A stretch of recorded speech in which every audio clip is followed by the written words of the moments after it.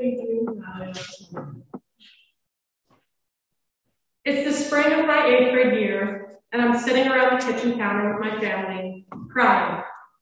I'm terrified to go to boarding school next year, terrified to be on my own, terrified to live in a dorm, terrified to the point of tears. My older sister, who was finishing her first year at Kent at the time, looks at me and says, "You're gonna love living in a dorm. There's always someone else around, so you're never alone." She was right. I love living in a dorm. Well, maybe not at first. For the first couple weeks of freshman year, all I wanted to do was go home.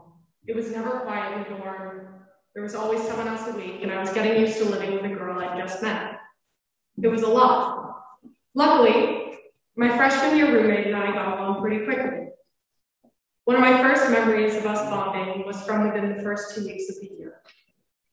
I was sleeping peacefully in my bottom bunk when I heard a thud on the ground next to me.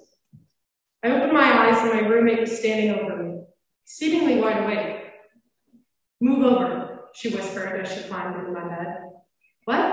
I want to go to sleep," I said back to her, startled by basically a stranger cuddling up with me.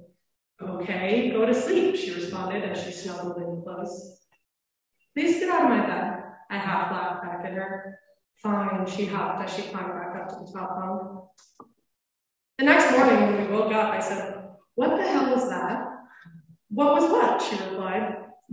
She had sleptwalked into my bed and had no memory of it. Turns out my roommate was a sleepwalker. However, my roommate and I's initial bonding was not to say the rest of the year was smooth sailing by any means. There were multiple tearful nights of homesickness or just general dislike towards everyone and everything. But as I adjusted more and more to living in a dorm, I learned how to find comfort in all the things I didn't like at first. The constant footsteps, the sound of the shower at practically all hours, the smell of mac and cheese at 10 p.m., the glow of LED strip lights. All of these things have become so part of my life that I now find myself more at ease in a dorm than in my actual house. Like my sister predicted, I love living in a dorm because I've become accustomed to always having someone else around. There's something to be said about how we've all spent debatably the most formative years of our lives surrounded by people all the time. It's a very specific and unique way to grow up. And like all things in life, there's some major upsides and some major downfalls. But as I've grown up, I've come to love knowing that if I can't sleep, Natalie's only a few doors down. Or if I need to rant, Molly's right across the hall. Or if I want to waste my study hall and avoid my homework, Lily's a few short steps away. Or if I want to stay up all night and watch movies, I know exactly where to find Kimmy. I love living in a dorm for the sheer fact that I'll always be a few feet away from another high school girl, feeling exactly as lost and confused as I am. I'm not trying to minimize the hard times that are so very real. And as I said, I think there's some pretty impactful downsides to this way of life as well. I'm sure most of you have felt this before, but there have been moments when I would literally pray to be anywhere but Millbrook and anywhere but in a dorm. Every winter, without fail, I've fallen apart. More than a few times, I've walked around campus with Mr. Pearson in tears, positive I won't make it through the week, positive I'll die if I ever step foot in another dorm ever again. The lack of privacy can drive even the most social people crazy, and it can feel like you're being watched all the time. I've seen my friendships collapse around me over petty arguments and rebuilt over emotional lunches. I've hated the thought of getting up in the morning and doing the same thing over again, but I've always made it through to the other side. If any of that resonated with you, I have no other advice than to find other spaces on campus that you feel safe and protected.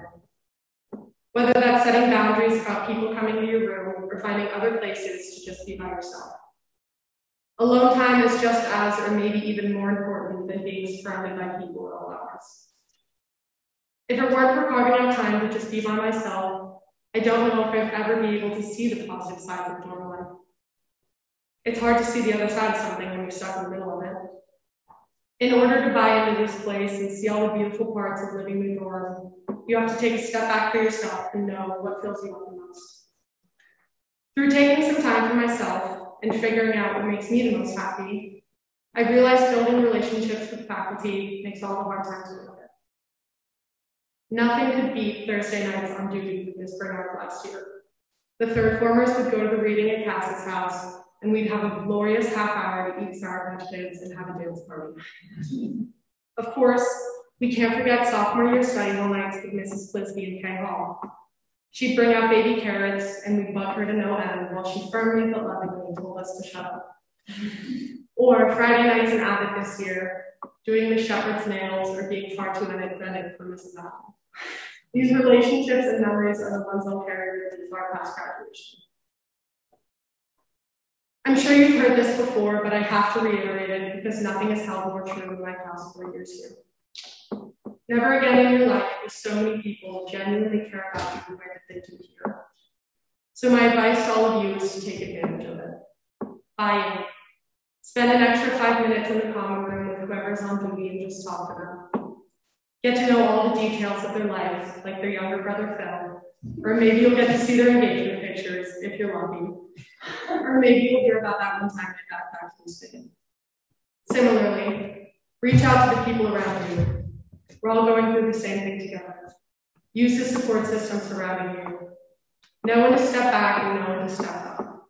Apply for dorm leader or just be there for the people in your dorm. Buy in. It's all worth it. As my final weeks on Millbrook campus come to a close, and my time in Abbott Hall is wrapping up, I've been thinking a lot about loss. Specifically, the loss of somewhere we've all come to call our home. Last weekend, Artie and I were talking, and we agreed that driving down school road after graduation wouldn't really feel like the end, because you always come back home. Loss is a complicated feeling, and people process it in many different ways. It can be approached with anger and resentment, or it can be handled with sadness and fear of the future, like my 8th grade self managed it. Or it can be processed by avoiding it altogether and ignoring the fact that you're losing anything at all. All I'd like to say is that there's no wrong way to process loss. But as this year winds down, take a minute to process in whatever way you can. If you're coming back next year, think about buying in. Make it worth it. If you're not, let's process the loss of our home like we've done everything else. Together. Thank you.